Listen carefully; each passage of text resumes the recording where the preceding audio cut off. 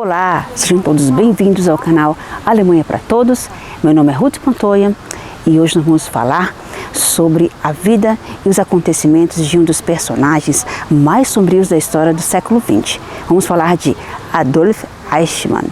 Vamos falar da sua trajetória, do início da sua carreira no aparato nazista até a sua fuga para a Argentina e o julgamento histórico em Israel, que é uma história que lança a luz sobre os horrores do Holocausto e a busca por justiça após a Segunda Guerra Mundial.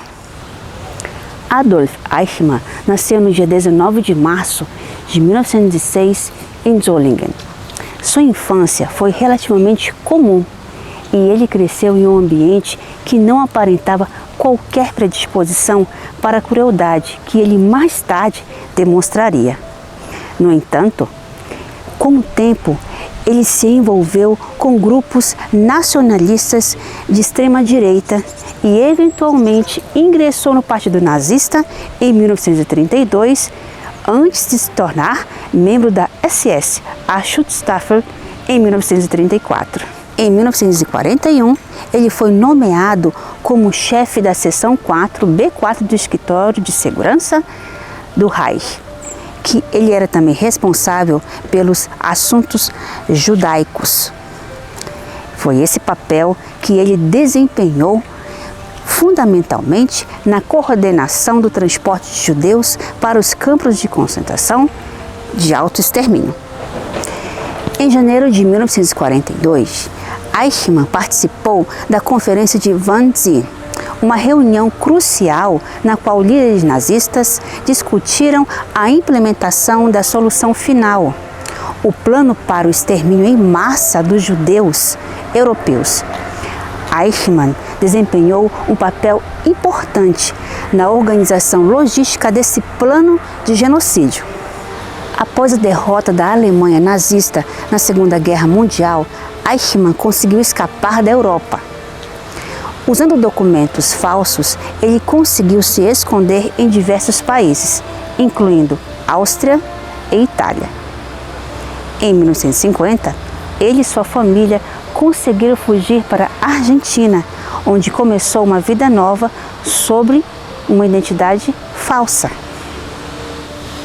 As rotas de fuga usadas por nazistas e colaboradores, conhecidas como hotlines, eram apoiadas por uma rede de simpatizantes, incluindo membros da Igreja Católica e da Cruz Vermelha.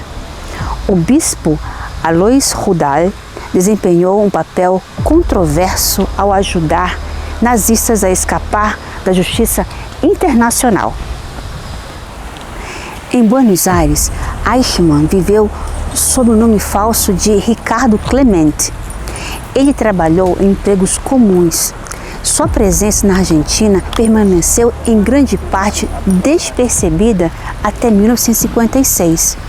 Só que a sua identidade ela foi descoberta por um grupo de sobreviventes do Holocausto, incluindo um jovem chamado Peter Malk e uma amiga, Silva Hermann.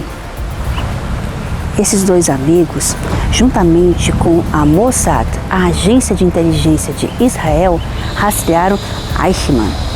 No dia 11 de maio de 1960, agentes da Mossad, liderados por Malk, capturaram Eichmann em uma operação secreta em Buenos Aires.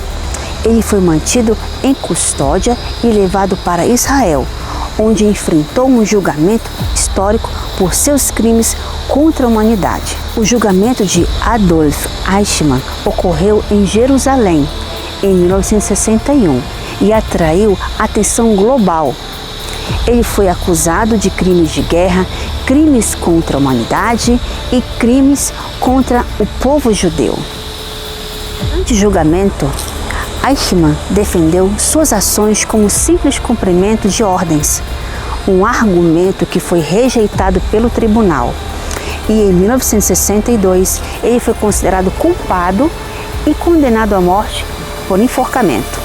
Adolf Eichmann foi enforcado no dia 1º de junho de 1962, tornando-se o único criminoso de guerra nazista a ser executado em Israel.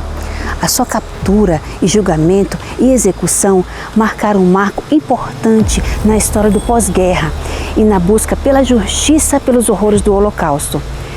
Eichmann também permaneceu uma figura sinistra e infame na história do século XX, lembrando-nos das profundezas da crueldade humana e da importância da responsabilidade para os perpetradores de seus atos. Muito obrigada por assistir o nosso vídeo. Dê seu like, compartilhe e deixe seus comentários. Muito obrigada und auf Wiedersehen!